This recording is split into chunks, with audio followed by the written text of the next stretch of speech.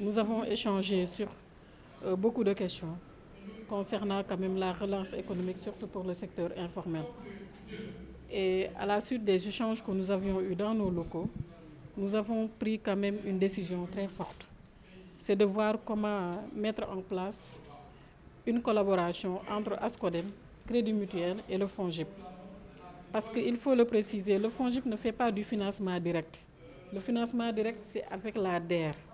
Mais le FONGIP, à travers ses activités de refinancement au niveau des mutuelles, a une possibilité de signer des conventions avec des associations comme l'ASCODEM, une mutuelle de la place, pour permettre à ces acteurs-là de se bénéficier de ce que l'on appelle la garantie portefeuille. La garantie portefeuille va permettre à ces acteurs d'avoir un accès à ces crédits au niveau du crédit mutuel à des taux très compétitifs, parce que dans la convention que nous signons avec les mutuelles, il est très bien indiqué que la mutuelle n'a pas la possibilité de dépasser le taux de 9%. Pour revenir à l'ASCODEM, la question également du logement a été posée. Cette question, elle est transversale et le ministère de l'Urbanisme, de l'Habitat a en charge cette question-là. Nous, FONGIP, nous avons la partie garantie. C'est-à-dire après le traitement des dossiers, après avoir mis en place le système qui permet aux équipes de voir qui est éligible et qui n'est pas éligible, le FONGIP maintenant exploite les bases de données pour pouvoir assurer la garantie au niveau des banques pour les futurs acquéreurs du logement. Et par rapport à cette question, nous leur avons demandé de s'inscrire d'abord sur la plateforme du programme des 100 000 logements. Autre question également que l'ASCODEM a posée, c'est comment ils ont été impactés par la Covid. Et je pense que c'est la raison pour laquelle le chef de l'État a pris une mesure très forte allant dans le sens d'impulser quand même une nouvelle dynamique, c'est-à-dire la relance économique.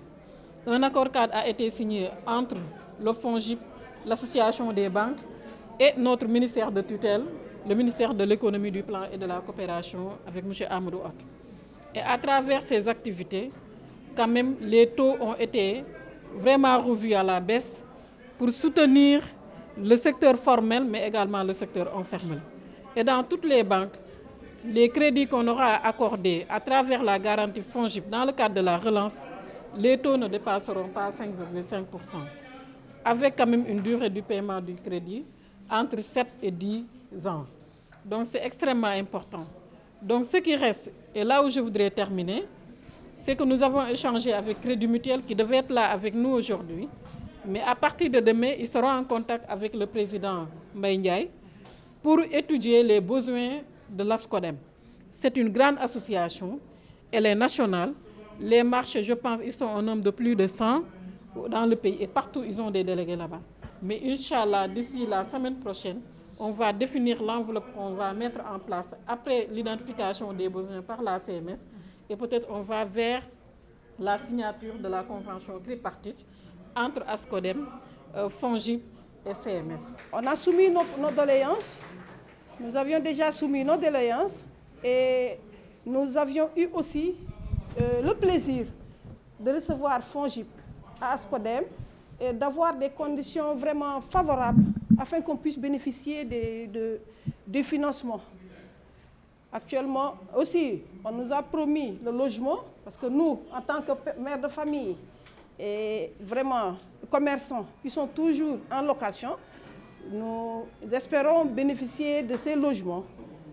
Et quant au crédit, nous attendons impatiemment et nous avons constaté que les taux ont été vraiment ont été vraiment à la baisse par rapport au crédit qu'on bénéficiait dans les banques. Et tout ce que Madame l'administrative nous a présenté nous a vraiment fait plaisir. Nous remercions vraiment FONGIP et nous espérons et nous attendons impatiemment ces financements et espérons l'utiliser à bon escient. Vraiment, les commerçants ont été très impactés avec la Covid. Pratiquement, on a vraiment perdu tous nos moyens. Actuellement, nous sommes au fond du gouffre et nous attendons patiemment le financement afin de pouvoir relancer notre commerce.